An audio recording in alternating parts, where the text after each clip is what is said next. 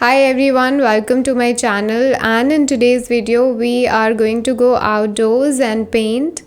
But before that I would like to tell you some of the equipments that I have been carrying. Some people asked me on my Instagram about it, so I just thought that I'll make a introduction video about the equipments that I carry outdoors, and then we can just go outdoors and paint.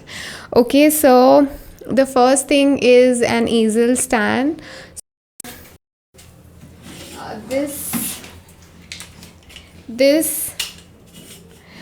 this is the easel stand. This is from Amazon. It's very handy, and I carry this on location to paint because it's lightweight and it's small in size and compact.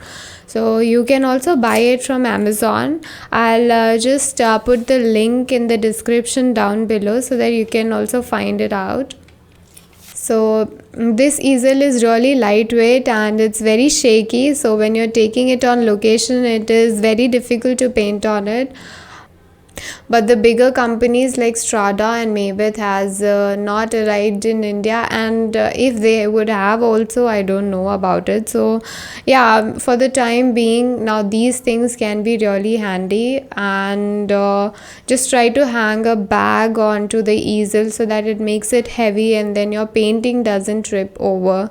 So that could be another tip that you can use. The most important thing is that you cannot just carry the very big canvases like 3 feet size on this easel. So for that we will figure things out later on, but for the time being, if you're starting out, smaller paintings will do good in order to study the atmosphere. Okay, and then the next thing that you can buy is this box. Now this box you can buy easily from Amazon. This is also available on Amazon, and I will again put the link in the description. And the best thing about this is that you can just take a 3 stand stool again from Amazon and sit on it, and peacefully you can paint on this box alone. The sizes which are visible on this box are 10 by 10 or maybe 11 by 9 inches or something like that, but not bigger sizes again. So it will be good for smaller studies. And then the next thing that you need is a bag, of course, wherein you're gonna put your paints and your tissue papers and your brushes as well. So brushes could be any sable brushes or bristle brushes for oil paintings, and that would do good things for you. And again, you can carry your mediums into the bag, and then a water bottle as well will do good. And yeah, after that you get to good to go. But the paintings, oftentimes I have to carry them in hands. If I'm painting in this box with that particular size, I can just keep it in the box alone. But normally I'll have to carry it if I'm carrying only the easel, so that is again another problem. So I'll try to figure that thing out later, and I will make another video on that. Okay, so after a very long time I'm going outside to paint, so I was feeling a little bit rusty, but I really liked the result which came out. So let us go on to the location and start the work. Okay.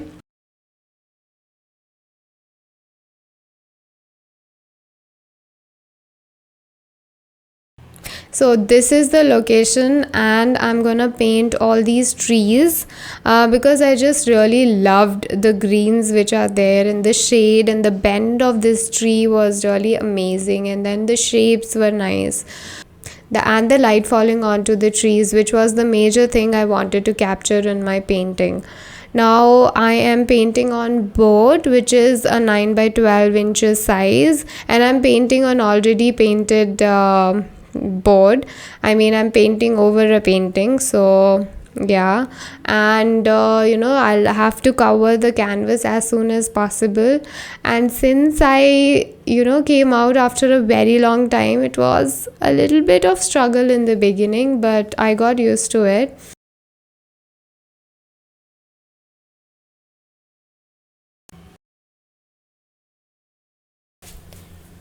When I was trying to capture the location, I took a picture as well, but when I compared the picture with the actual location colors, it was really different. The greens were having oranges, purples, blues, and oranges.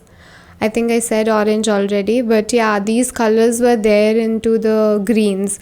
But when I was seeing the picture, it was like flat parrot green color picture. So I was like, oh my god, so many things and so many colors are not captured by the camera, and that is why it is very, very important that you always go on location in order to paint something which has inspired you, because the colors will be different, and when you put the colors and then you put the values into the painting, that can actually give the feel of that particular place.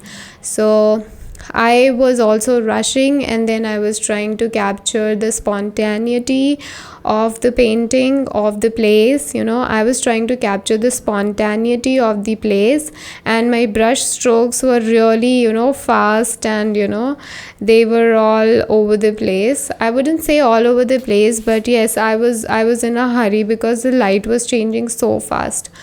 And then this is another thing, that the light changes really fast, so you'll have to see first the location properly and see where the light is falling onto the trees or on the land. And you have to remember that that is the most important part of a plein air painting, that you need to remember the lighting where it is falling. Though the paintings are subject to artistic evaluation, again you can change the subject matter, you can do many things with your own wisdom, but then when you're trying to capture a location and study it, or something that has inspired you, again the light plays a very important role, and you'll have to see where the light is actually going and falling. So yeah. And then on the way I met some people just came to see the painting. Actually the camera angle here is reflecting lot of light onto the painting, so sorry about that. And yeah, so I just spoke with the kid there, and he was amazed and he was inspired to paint at home again. So that was a really good part. The location that I went to is developing really fast, and things are changing so soon. So before it was like a jungle, and now buildings are standing up in a month or two. So the things are really changing, and I did not wanted to lose the piece of the forest type nature there. So that is why I went to that is why I went to the location to paint it again. The browns were really difficult to manage. I mean, it was like I have to hurry, and then I have to get the shapes into it. So when we are in a hurry, we simplify things a lot, and in an hour just try to wrap up your painting in an hour, or maybe 1.5 hours. So the thing is that you will try to simplify all the other things, the shadows and the lights, which is very important. So that is why we go out and paint, to increase the speed as well. And when I went to the location, my camera ran out of battery so I just couldn't. And then I was checking out the color of the sky, which was changing very, very fast.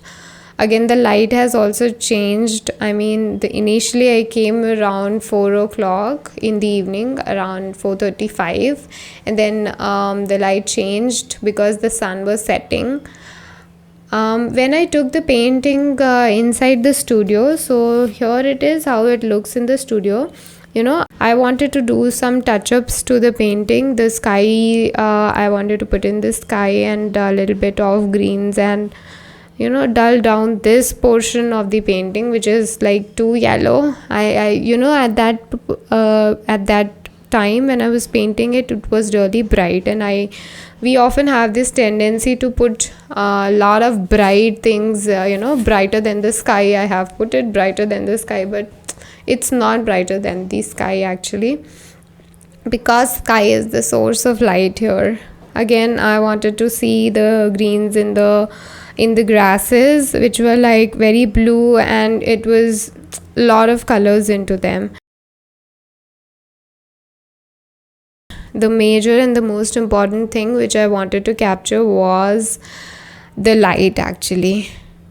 And then I have decided to paint this on a bigger canvas. I have taken pictures for detailings, and then I have color references from this painting which I have done.